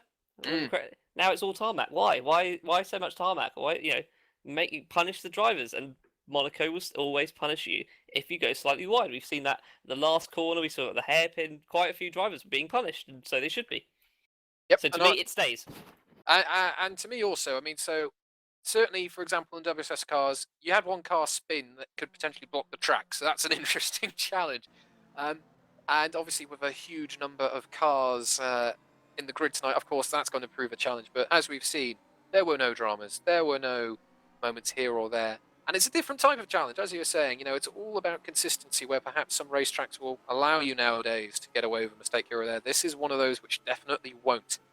And in my opinion, it's for that reason it should say. So anyway, if you have any opinions, feel free to tweet in, hashtag GPVWC or at GPVWC Live, and we'll call you out. One person to call out is Mr. Joshua Anderson, of course, team boss for Cosmo, and Dave, goodness me, Van Gils there. Yes, he got himself a point in race 1, so good stuff there for Dave. And the Cosmo boys scoring themselves some points in race 1. Good stuff there for them. And, well, they're in a prime position, actually, for race 2 there as well. So it could be a double points finish there for Dave. So good stuff. Yeah, I mean, I'm just looking at the kind of the constructors leaderboard, and they are currently 10th on 38. But I mean, there's teams around, Drake on 47 and Centurion on 58, and then just below them, Dogecoin on 28, Viking 26, YTF 123, Deltec 21. There's a lot of cars there a lot of teams there from 8th down to kind of 15th. All within a race win or two of each other. So still very close and all to play for. Absolutely, and well, we do like our reverse grids, just injecting a little bit of randomness and a little bit of je ne sais quoi in there. And, well, goodness me, you never know what may happen. We may have, now that we've said all these lovely things about the track and all the good racing, we might have a massive pile-up. Someone comes from the midfield to win. Who knows? Anyway, we'll find out in a few moments' time. Our warm-up, we have just over 2 and 3/4... 3/4? No, 2/3 minutes. Brain fart. Anyway, forget all that. Let's talk about last round. If you weren't Wizards, you missed a treat, a true treat. We're at the lovely Istanbul Park, one of Phil's favourites, and we had 2 superb races for you there. Weather played a part, as it has done in most of the races so far this year. So far, not this round. And we had a fight between Weisenmuller, Wupke Hoekstra and Eric Strachan, all 3 of them fighting to the very end. and it was Wiesenmuller there who took the win from Hoekstra. Strawn, I think, seeing the long-term gain for the championship, perhaps deciding at third place, and the points that comes with that is the better result rather than perhaps spinning off and coming home with nothing. But anyway, race 2 saw a win there for Brugman. That put himself very nice in contention in the Drivers' Championship. He's only 16 points now behind Strawn. And, well, the drivers of Team Proline, which we saw had a good run here in the first race, they locked out the podium in the second race last time. You think they could do that again here, Phil? I don't see why not. I mean, we know the second race is usually the ones where it's a bit more hectic, but if you can kind of get out the way of the first corner shenanigans, and there was a little bit in the back, but not too badly, yeah, I don't see why not. Yeah, and I would agree with that as well. And, you know, Monaco, as I mentioned earlier, you know, overtaking opportunities are few and far between. It's much more about, you know, forcing an error and taking the opportunity that may present. But no, you know, if you can keep it in the middle, stay consistent, you can bring home a great result. And, I mean, Epic Racing on Twitter saying awesome recovery for Hoekstra, and yes, I mean, we saw him have his moment and think, well, that's him well and truly done, and he got a couple of points and 14th. Yep, that's right. And he's well inside, obviously, the reverse grid. And you want to know something? I'd say he's probably in the pound seat for this one. So yes, all good from as far as he's concerned. A great recovery drive indeed. Second that as well. And the Mad Cake Racing team on Twitter, they agree that Monaco should stay on the calendar as well. So well, looks like agreement so far, which is what I like to see. Very good. I just see. I mean, our cameraman, we should probably bring him in as against it. He's got 20 seconds to put the case forward. You're more than welcome to, sir. It's too tight. I spun at it, and I think Singapore should take its place. Is that good enough? Well, it would be, except we've got Singapore on the calendar for us. So move it forward, and then replace Singapore with something awesome. Not Korea, though, because that's not. I'm trying to think of another. Okay, so as everyone knows, Turkey, Singapore, and Korea are the 3 best circuits ever. I'm trying to think of another street circuit, and all I can think of is it Macau in China? I was going which is just an absolute certainly would be interesting. BBD beep, I think is a nice way of saying that. And then there's Valencia, meh. So I rather have Monaco than Valencia, but also Macau. It's the only race circuit I'm aware of anywhere where there's a corner under permanent yellow flags because it's too dangerous to overtake on. Yes. So, yes, I don't think that one would do too well. But anyway, we'd love to know what you think. Feel free to tweet in your thoughts and feelings about the race, or if you have any questions for our drivers, we'll hopefully have interviews shortly. But anyway, we have drivers now completing their final laps here in warm-up, and we'll be going into our second race anytime now. Phil, anyone you'd suggest keeping an eye on here in the second race? It's a topsy-turvy grid, and you never know with Monaco anything could happen. I've said that before. Yeah. Anybody that doesn't crash. That's literally it. I wouldn't. So first of all, you can't deny the logic. In order to finish first you have to finish. But I would tip Wookkie again. I fear I may have cursed him in the first race, but I would tip him. Great recovery drive. I'm sure he'll be able to drive through the field again. In the second race. Sandeep saying revenge of the 5th. Wookie's just pointed out I'm 5th. Oh dear. So some good chat, some good banter before the race. We're just literally waiting on our last driver here to complete his warm-up lap, and we will be migrating into race 2 here. We'll have to see if the weather conditions stay constant. Lovely and sunny with a bit of light cloud here on the Côte d'Azur. But not by the looks of it any chance of rain at all, which I'm sure the drivers will be much appreciating after, as I've said, some very mixed conditions in the last few rounds. I would not like to picture the weather condition or the driving conditions around here in the rain. That would certainly be interesting. Anyway, everyone now being lined up in their grid positions, and we'll be migrating any time now. Just waiting on our race director Chris to move us across. Thank you, Chris, for race directing yes again this evening, and we'll be moving into our next session. Yeah, we're just waiting for it all to happen. Here, I think we're just finally to get going. So we wait. Here we go. Attention grid, all non-essential personnel leave the grid now. There we are. So our grid is now formed. No scary big German error messages popping up on cameras, we hope, as we now have our grid being formed. Thank you, Cam, for that one. Phil, do you want to run us through our top 10 once everyone's taken their positions for the first races? Goodness me! Oh my! it would appear that Whoopke Hoekstra has left the game, so curse the commentator. Oh, I feel bad now. And Bruno is a dear. thrower. Bad Truggy. Anyway, we're down one driver and we haven't even started. That's Down Monaco two. for you.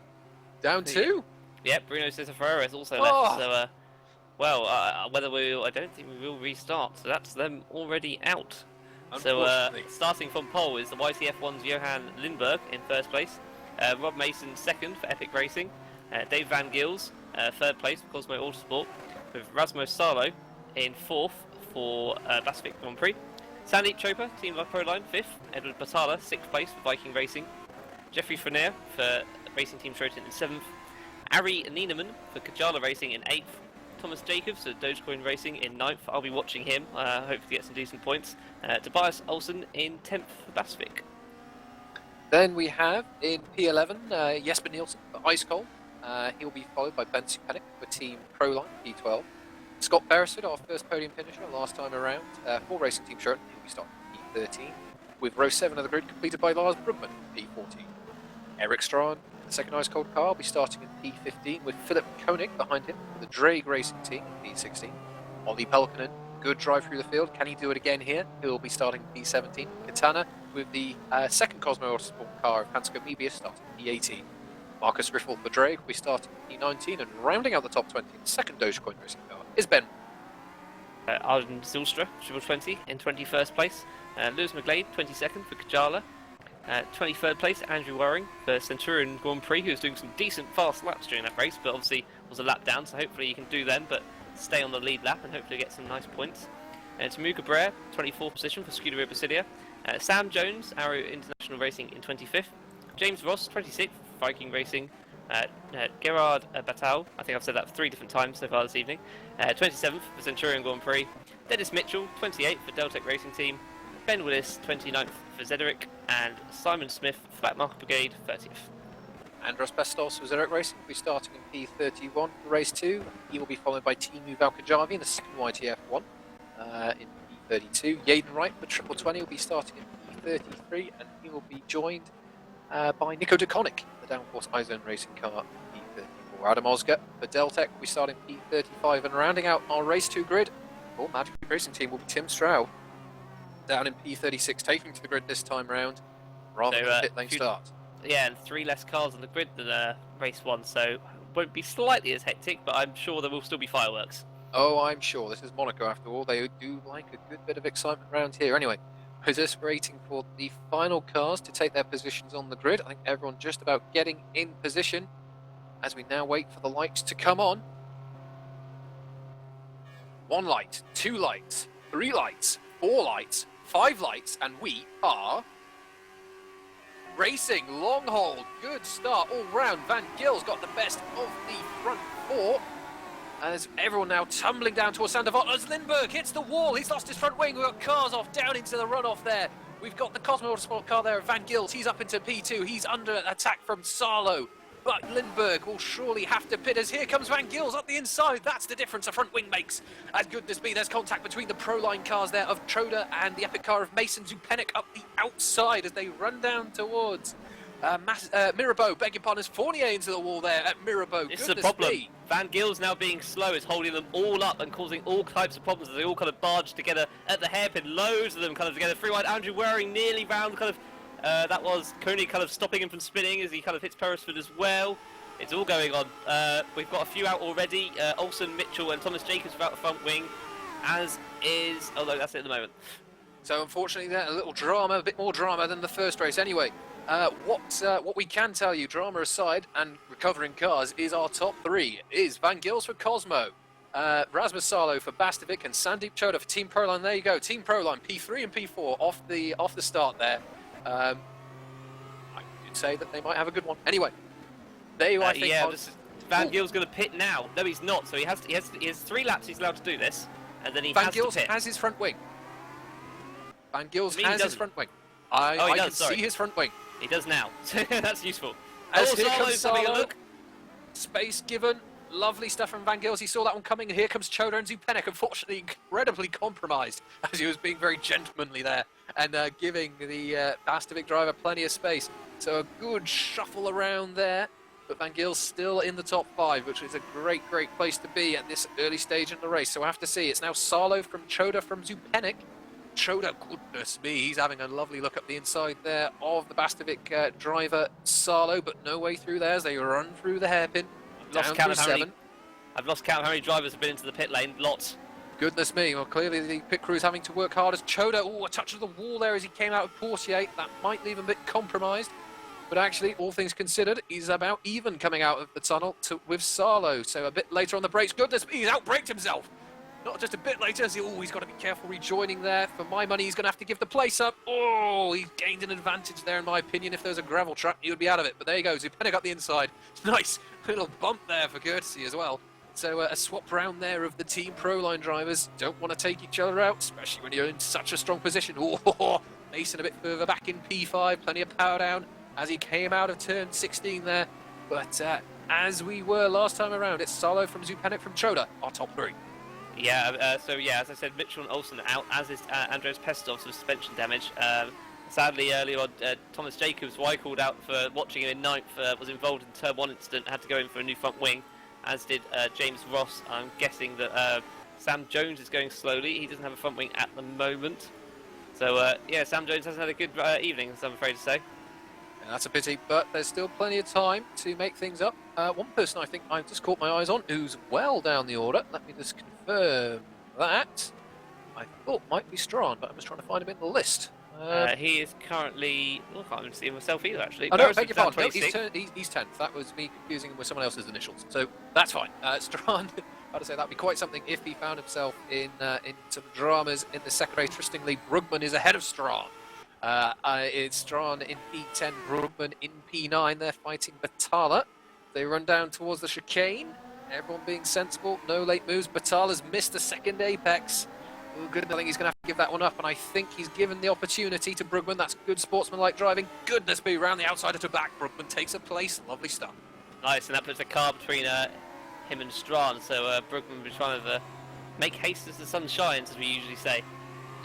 Absolutely, he's engineered his way up through that one. Anyway, as we're completing lap 3 of 20, it's Sarlo who's pulled a 2-second gap between himself and Zupenik, and Zupenik himself has a second and so gap to his teammate Choda. So it's turning out quite nicely here for Zupenik and Choda.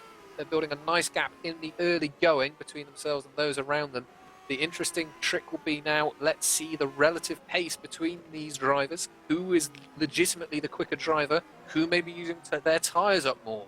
We'll have to wait and see, but I see this one going the full distance. Well, of course, it will go the full Waring's distance. been tapped. He's got past Rob Mason around the outside. He's going towards the hairpin. He's going to try and go down the inside. He's made 2 places in 2 corners again. So just hearing that Sarlo's being held up by cameraman extraordinaire. So hopefully Oscar's got a problem with his car. He's smoking massively. He's hit the wall massively. And Zupenik's going to have to get round this and be very careful because that car is not handling properly, Oscar, and you're going to get in the way. Yes, he has. He's tapped Zupenik. He's missed the chicane, but actually it may help him because it may actually close the gap to Sarlo.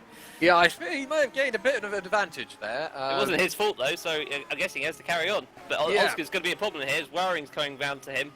Oscar's going to struggle to go through the swimming pool complex. It's like he's got something stuck underneath his tyre. Oh, Gills has hit him. I think Gills has lost his front wing. So Gills has lost his front wing in 5th place. And he's got a whole bunch of cars behind him. Fanier, Mason's driven into the back of him. Brugman's out. He's tapped Mason, nearly spun him, but he's got into the pits. And that was all because Oscar had some sort of problem. That's a real shame. Unfortunately, everyone's tripping over themselves. And once you lose an aerodynamic piece on these Formula car, it is very, very, very tricky to get them round. They are so reliant upon them. So, yeah, unfortunately, several drivers getting caught out there from a bit of misfortune through the tunnel there. I think it's going to be one of those rare occasions, actually, that if the back marker there, Oscar, if he didn't slow down for the chicane, if he just ran himself wide deliberately, he would have done everyone a favour. But there you go. That's racing. You learn from these things, you move on. But as things are, our top 5 has been shaken up a bit. We now have Sarlo from Zupenik and Choda. That hasn't changed, but Waring has made his way up to P4. He was setting nice and quick laps on his own last race. Keep an eye on him. Fournier is not a great distance behind him either, but Brugman scything his way through the field here in the second race, leaving Strawn all the way back in P9. Brugman, though, up into P6. In fact, P5. There you are. He's going around the outside of the chicane. Cut back. Lovely stuff, but yes, he can cover the exit there Fournier, he might have a little look into back, little glance, try and make Brugman just keep an eye on his mirror, but no, Brugman's red covered that one. Off he goes through the piscine. Oh, accident! Choda's out. Choda is out from 4th position. What happened there? He's gone into the swimming pool, and he's taken too much of the inside curb and smacked the outside one, and that's him front left, and that's him out. Oh yes, very, very, very similar. Oh no, beg your pardon, not similar at all. Yes, he's taken too much of that second curb, that second part of the chicane, and he's hit the wall so hard he's ripped the whole front left suspension off his car. So there you are, consistency being the key. Unfortunately, Sandeep falling foul there of the walls. They're very unforgiving, and he just found out the hard way. Yeah, so that's what we've got: a Deltec, a Zederic, a Basvic. Both Deltecs are out. That's a shame, so they're not getting any points. And now a Team Pro line, so that's really going to affect them, as Chupenik currently 2nd place, just under a second behind Sarlo. Who's that falling down? Mebius, was that falling down the grid order a bit there? I think so. That might be a timing thing, though, however. So we'll keep an eye. Funnily enough, Deltec Racing Team on Twitter, maybe we should add Durban as a track. I wouldn't say no to that. But unfortunately, both their drivers have now exited the second race here early, so that's a pity for them. But anyway, I'm sure they'll be back next round. And we'll get to next round after this race is concluded first. It's still Sarlo from Supenic. Interestingly, the gap between those two, pretty equal ever since that little moment early on. Supenic, oh my goodness, lovely on the brakes there into the second part of the swimming pool complex. He's pulled a whole 3/10 back through that section alone, so it looks like Zupenic's getting racy as he's now rounding Anthony Nogues. Sarlo, a little moment there on power, but he's got that one moving now as he crosses the start-finish. Complete lap 6 of 20. The gap is just 0.6 of a second between these two, so keep an eye on that one. Wearing, though, up to 3rd from that moment, Choda. So who's taking our last point position at the moment? It's Hansko Mebius. Epic Racing on Twitter saying that the commentators owe us a P5 grid at Monaco. Hashtag commentators curse, which I fear we're going to have to agree with. We're sorry. What else we got? Yeah, Brugman up to 4th now, and Strahan still into 8th, so he's got a lot of points there. Strahan is now, Brugman's now got to make 4 seconds to the next guy, which is Andrew Waring in 3rd. So if Brugman carries on at the pace he is and pulling the gap at the rate he is, he could certainly be on for at least 2nd place, maybe even 1st, if he can navigate his way around the traffic. And as far as the actual Drivers' Championship goes, that would have a huge impact for the Mad Cape driver, putting him well in contention, well and truly in contention. Oh, Strahan, Batala, sorry, going into the tunnel, Batala went wide, smacked the wall and kind of hit Strahan the inside, but Strahan now up to 7th, and I think the car is okay, yeah. So certainly got all its wings, but you never know, that might be a bit of suspension damage here, there, or whatever, but goodness me. Not the moments you want to be having when you are thinking about a championship. No, I think that's why he's kind of hung back, and Brugman's just kind of said, I have to go for it to have a chance, so... Well, that was somebody there round. Tim Straub is round just after swimming pool, and he's going to be stuck there. I doubt he's going to be able to get that one sorted. What's he going to do about it? I'm going to watch him. He's kind of letting everyone by. He's probably already in reverse, and he's going for it. That's it. Oh, Willis didn't know which side of him to go. But he's, got it back round again nicely. But he's right down in 30th at the moment. Unlucky for him, but good that he's been keeping an eye on where drivers are, not blocking the road or anything like that. But anyway. Fair play. Yeah, exactly. Good awareness, not interrupting or endangering anyone else's race. Anyway, speaking of the race, our current race leader still is Sarlo. The gap continues to be 0.8 of a second, or around the 8-9 of a second mark. So worth watching, sorry to cut over. 7th place Eric Strahan against 6th place Rob Mason. Strahan's going around the outside of the hairpin, which is an interesting line, and Batala wants a piece of this as well, so the 3 of them are worth watching. This will be the one to watch, who is best through 48. For my money, Strahan's got the run there. He's carried a bit more speed. Mason immediately going defensive, but he's given Strahan the opportunity to get inside. He's covered that one just about. We'll have to see if Strahan can go up the inside or around the outside, I beg your pardon, into the chicane. Oh, goodness me, lovely overtake. Lovely stuff. Can he Mason's got it back, though. Mason's going to have the inside and just hang him out to drive, and the outside. Strahan's going to try and go there, though, and he has.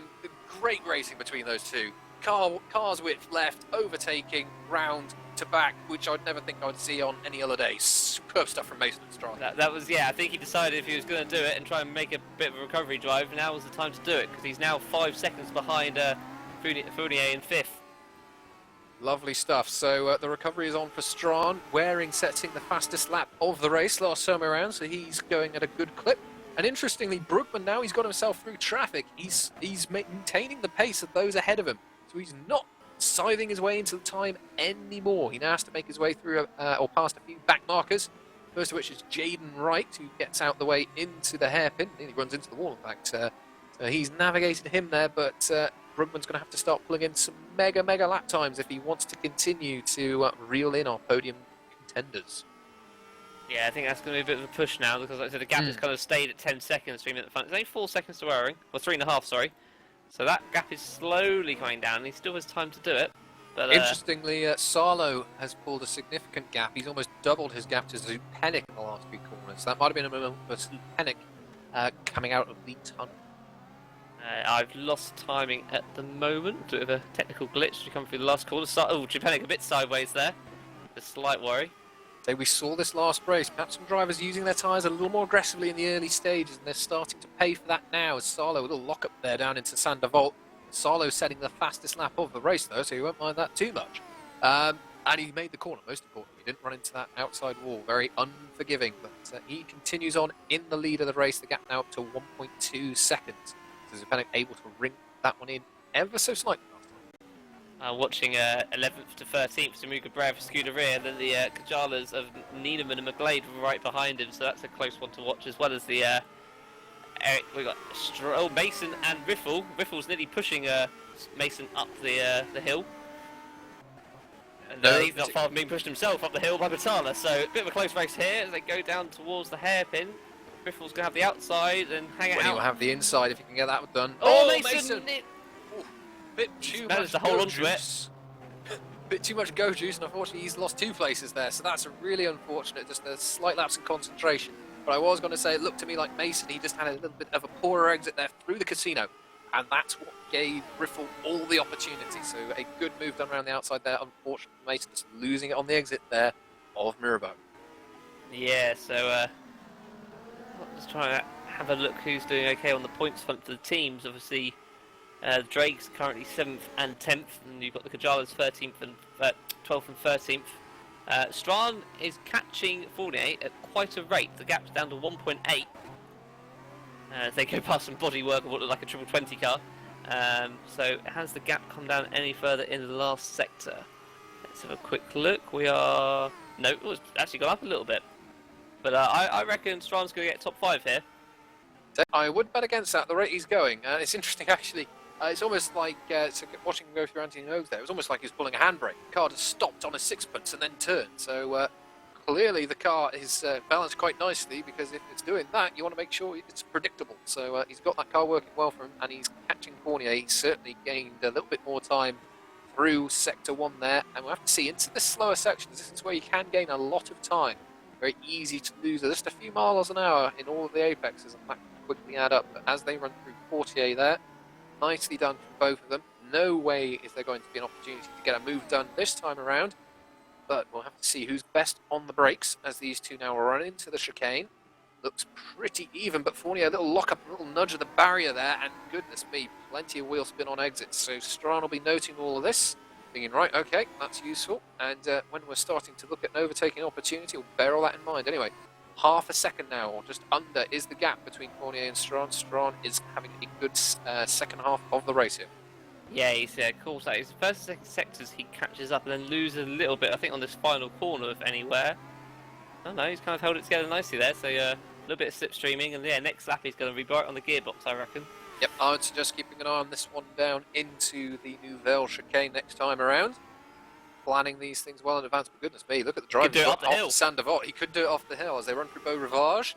No real opportunity here, all very much one-way stuff. He's had a look up the inside. That will just unsight Fournier ever so slightly, put him offline, make the exit through Casino here all the more tricky. And look at that. Look at the momentum that Strawn's been able to carry. He's been orchestrating that one nicely as they run into Mirabeau. Fournier covers the line though, nice and central. Tucked just at the last minute to the outside to get a good line here through the hairpin. A little bit of wheel spin there from Strawn as they run through 6, then through 7, beg your pardon, into Portier, turn 8. Fournier getting that one all wrong, and look at that. That is what a good exit gives you and what a poor one doesn't. Strawn doesn't even have to worry about it. Is Fournier going to have a bit of slipstreaming down towards the chicane? He might do, and he might try a little comeback attack, but no. Nope, he's seen the opportunity. He has passed him, unfortunately, there. Strawn takes the place. He's up to P5. It's a nice move there. It's kind of what's happening near the back. We've got a few guys a lap down. and Jacobs 24th, fighting Mebius in 23rd. Sadly, our pole sitter is down in 21st, fighting 20th. And who's the last? It's Ben Willis, currently in the last points paying position in 15th, and he's got 5 seconds to the guy behind him, and about 1.5 seconds to the guy in front. So he's got a nice bit of air to kind of play with there. Oh, it's Mason. Mason in 12th place hits the wall there, but he's managed to keep it going. The fastest lap of the race set by Waring, personal best from Brugman. So those two are pushing on in their respective areas of free air. Waring gaining on Zupanik that last time around. Zupanik actually falling off the back of Sala now at a fair rate. The gap up to 3.2 seconds over the last few laps. So clearly that Proline car going away ever so slightly, or perhaps he's conserving it for later on in the race. We'll find out as we progress. We're on lap 13 of 20, 12 completed. Our leader still is Rasmus Salo for Bastovic, and this will be a really good result for him. Really strong in the first round in Melbourne. Unfortunately, fallen off the absolute sharp end over the last few rounds, but he's come back with a vengeance here, and he's doing a great job here in race 2. Hopefully no more compares to the commentator Lark as he runs through the swimming pool there. Very nicely controlled. Strawn going past Fournier in 5th. Nope, we watched that one. Okay, good. That was I was taking notice. I was watching other things going on. No, that was a nice move done out of Porsche, and that was all the difference between a little bit of an advantage exit. So Strawn, he's already pulled a 1.5 second gap. That's more like 2 seconds since he's been able to get by. So the cork very much out of the bottle on that one. We'll have to see. It's a long old gap. He's got 14 seconds. Oh yeah, a long old way to catch up to Brugman. But Brugman actually, he's got the gap down between himself and Waring down to 3 seconds. So I wonder if that was a slight mistake from Waring last time around somewhere. But that's still 3 odd seconds he has to make up, and we're over half distance now. Coming up on 2/3 distance, in fact, complete, and time is starting to run out now. So we'll have to see if they push to the very end. I'm sure they will. So Swordship Rare through turn 1. He's got a nice run up the hill on Koenig in 10th and 9th. And is McGlade going to try and get involved as well? Oh, they're touching up the hill. Would not want to do that in these kind of cars. McGlade's going to try and go down. Oh, McGlade's touched the back and spun round. He's just about hold it. Where's Rob Mason? Dodged it as well, and so is Nielsen. So he tried gaining, lost 2 instead. There you are. Very unforgiving. You get it wrong, unfortunately. It really does punish you, perhaps here more than anywhere else. Unfortunate there for McGlade, but he's still inside the point. He can still bring home some good points for Kyala and himself in their respective championship challenges.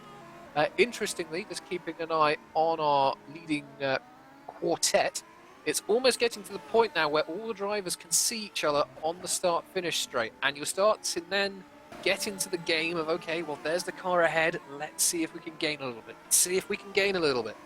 And if they continue to do that, it will slowly start to build this snowball of momentum. And you never know, cars start catching like anything. And sure enough, Lars Brugman last time around, fastest lap of the race. So Lars is catching up Andrew Waring, who in turn is catching up Chupenik. So the three of them are kind of got to catch each other up together. Indeed. It's going to be interesting. Indeed, Waring almost on the back now of Chupenik. He's really falling off the back of Salo in his Bastovic. So clearly Zupanik starting to struggle here perhaps towards the final quarter of the race to go. Waring, we're seeing the opportunity of a 2nd place, but he's going to have to keep an eye on his mirrors because Brugman wants to have a go as well. And Strawn Riffle up to 6th. Riffle was past Fournier in turn 1, so Riffle up to 6th, Fournier down to 7th place. Good spot, and just keeping an eye. We've got drivers, again, much like last race, everyone's starting to fall off into their own little scraps. Riffle and Fournier, I would say, is probably the closest, although we do have quite a group. We have Cabrera, Koenig and Nielsen, all in close proximity. Those 3 running through Portier now, running down into the tunnel.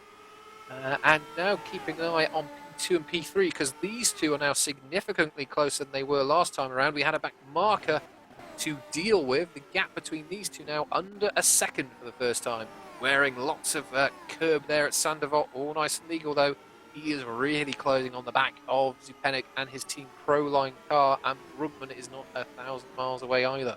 So, Zupanik doesn't look comfortable. I think it's interesting because he's usually, we've kind of seen him, he's kind of been quite a cool customer. Kind of keeps himself to himself and usually does a good race, but even though he's high up on this one, it doesn't quite seem he's got the rhythm going. He kind of, it's fallen back a little bit for him, and yeah, now Waring's right on the back. But you never know, it might just be a little bit of time management, a little bit of strategy. Perhaps he's just used a little bit too much tyre in the early going, and now he's now he's going to be under threat towards the end of the race. We're not quite sure. We don't know what the wear was like around here in these cars. It certainly wasn't too bad in the WSS cars, but Now, one mistake here or there, that's time you've lost. It's very hard to make it back up again. Koenig going sideways through the casino, and he's just about held it. He's lost the place down in 11th. He kind of touched the back of Cabrera there, and he went sideways again as Jesper makes another position up at the hairpin. So Jesper's kind of really going for it. As him and Cabrera are somewhat attacking each other rather hard, lads. It's a bit feisty between them two, and it's going to be as we go through the tunnel. Nilsson's trying to cut him off, and Nilsson's going to have the inside line. Oh no, that's a big accident, guys. Come on, that was a bit of a silly one between them two. Kind of 6 one way and half dozen the other. Is there any damage? Cabrera seems okay, and as is how they didn't get damaged there. So, sorry to interrupt, but we now have well and truly one car following another car. For P2 and P3, much closer than they were before. My descriptive powers at the top of their ability now. Zupenik really under attack now by Waring, and Brugman is watching this now. He's been gaining all the while, so I think it's going to be interesting. If Waring cannot get by Zupenik quickly, I think he's going to have a real job. First of all, defending from Brugman if he can't get by, but if he can, I'm sure Brugman will be able to maintain a close battle as well, and perhaps be able to get past as well. So it's all going to be very close and tight between these three towards the end of the race. They are literally going to be line astern in a lap or so's time, as this group now going into sector 3. Oh, Zupenik! Goodness me! Running out of the exit there of the first part of the chicane in the swimming pool sector there, or section there, and a big slide there. I think he touched the wall and it just unsettled the car, and goodness me, he did well to hold on to that one. So he's really ringing his Pro-Line car to its absolute maximum as they cross the start-finish, complete lap 17 of 20. These three together. Mebius is out. Just watching a replay of that now. He's kind of he came out. Oh, he's went to the pits, and that was him finished. He had enough. So that's him out. I've just seen Beresford against Mason, 14th and 13th as a close battle as well. It's worth watching later. There you are, Waring. He's having a look still. P2 and P3. There's nothing really on at this point. Zupenik's putting his car in all the right places. Oh, a touch of the wall. Oh, Waring. He's got his nose up the inside, but nowhere near enough to try and get a pass down there. He's really wanting to harry the back of Zupenik. He really wants to get by him because he can see in his mirrors he has got a closing Mad Cape Racing Team car driven by Lars Brugman, thinking of a overall championship challenge and the opportunity he has to score some really good points, gain the advantage back on Eric Strachan. So Waring's really going to have to get something done here quickly if he wants to get past Zupenik and maintain a podium position, I want to say at this point. So as they run now through the swimming pool, nothing on between anyone at this point, but still we see Brugman closing all the time. The advantage a little bit of free air gives you. These three right on the back of each other now as they run through Anthony Nogues. A little touch of the wall there from Waring, but they are pretty much line astern, about 2 or 3 car lengths all round between these three. And here we go. We've got the fight. Goodness me, look at Brugman so much later on the brakes there down into turn 1. Just about gets a stop, but these three are now together. Begin the tango. I was watching Johan Lindberg out. He cut the he went round at the hairpin and took his front wing off, and that's him out. And then Ben Warren, just out the tunnel at the chicane, his rear left, didn't think about the corner there and tapped the inside line as he went left, and he's finished as well. So that's those two out in quick succession. Yeah. So the attrition rate building here in our second race of the evening. Drivers just making that one critical mistake round here, which will be punished with race damage, race-ending damage. But our second, third, and fourth place drivers still all very close together. Quite interesting. Waring and Zupenik seem to be pulling a gap. Wherever there's a bit of straight road, and Brugman makes it all back on the brake. So perhaps a difference in setup between these three. But ultimately, what it means is everyone is right together, though, in the second race. Waring still looking for a way past Zupenik and not finding one. Zupenik just defending the line beautifully as they enter Raskas. You can see Waring all over the back of that Team Pro-Line car, and you just can't really get anything to work. Everyone's got a good exit here, but the slipstream may come into effect here. Lap. They're on to the last lap of the race. It's now or never, and hopefully it won't be a drama. It's going to be a close one. I think this is one worth watching. I mean, 10th and 11th also close to Cabrera and McGlade, but let's follow these top guys first. Waring trying a little over, then undercut, but Supanic's wise to it. He keeps it on the middle. Here comes Brugman. Very important to get a good exit here as they then run down into Mirabeau. Nothing on there for anyone. May it be a late move on in the hairpin? No, it's not. Contact between Waring and Zupenic. Thankfully, no spins. They run through to 7, into turn 8, 48 for the final time. Will anyone get a run down into the chicane? Looks pretty even. Brugman's had a bad one, though. So I think Waring has lost his pursuer temporarily. We've got a back marker in the form of Thomas Jacobs for Dogecoin ahead of him, but won't be a factor at this point. Here comes Brugman, right back on the brakes. Nicely done. As these three round the chicane for the final time, Started going through the swimming pool. Yeah, indeed. Cast our attention. He's driven a lovely race. A perfect race from this perspective. No dramas. Focused on his own drive. Got himself into the lead nice and early. Built a gap. And he's given him the opportunity to bring this one home. He rounds Anthony Noakes for the final time. And Rasmus Salo for Bastavik Grand Prix. He's up on the top step one more time. He wins race 2 this evening from, well, we're going to find out. Zupenic it still is as they cross the start finish. Goodness me, it's Zupenic from Waring from Brugman. Those three come home all within, goodness me, 0.6 of a second of each other right at the end there. So Zupenic holding on to the very end.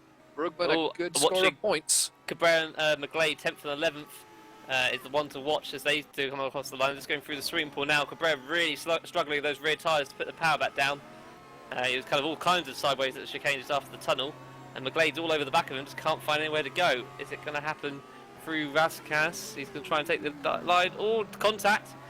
No, I don't think he's going to do it now unless Cabrera makes a mistake here, which he hasn't. So that's Cabrera 10th and McGlade 11th. There you are. As those, or that group is coming across the line. We're actually waiting still for our top 15 to finish, but we'll round through who has finished. So we have winning race 2 tonight. Rasmus Salo, he finished in first. He finished ahead of Ben Supanik in second. Andrew Waring in third. Lars Brugman came home in P4 with his championship challenging protagonist Eric Strawn coming home in P4. So critically, I think the points balance will still be in Strawn's favour after this one. Marcus Riffle for Dre came home in 6th from Jeffrey Fournier. Edward Batala for Viking came home in P8 with Jesper Nielsen for Ice Cold in P9, so more good points to the Ice Cold team. Timo Cabrera for Scuderia Basilica came home in P10 with Lewis McVeigh for Kyala. After a moment going up the hill, came home in the end in P11.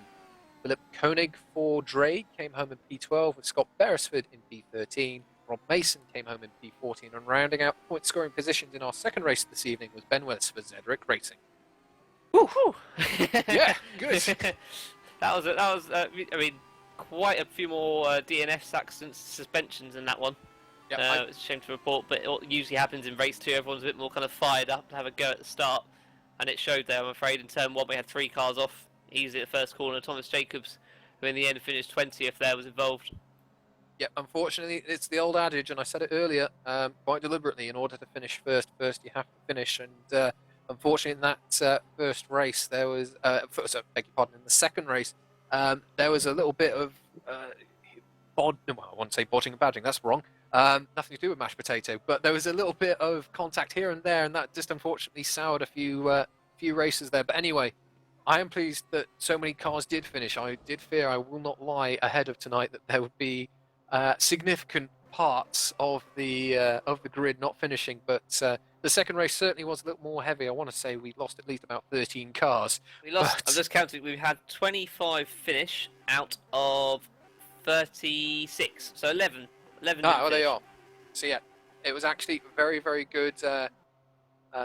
Good numbers of cars finishing, even in this race, which is a little scrappier. But there you go. That is the way that things go sometimes. Well, perhaps our drivers will be looking back at this fondly, or perhaps not. But what I can say is they'll be certainly looking forward to our next round of the GPVWC Formula Challenge, and that will be coming from one of my favourite circuits, the lovely circuit Gilles Villeneuve in Montreal, in Canada, and that will be in 2 weeks' time. Cameraman extraordinaire thinks I'm being a bit biased there, but there you are. Those are the rules of the game. I suppose technically Montreal counts as a street circuit. Didn't really think of that, that, really.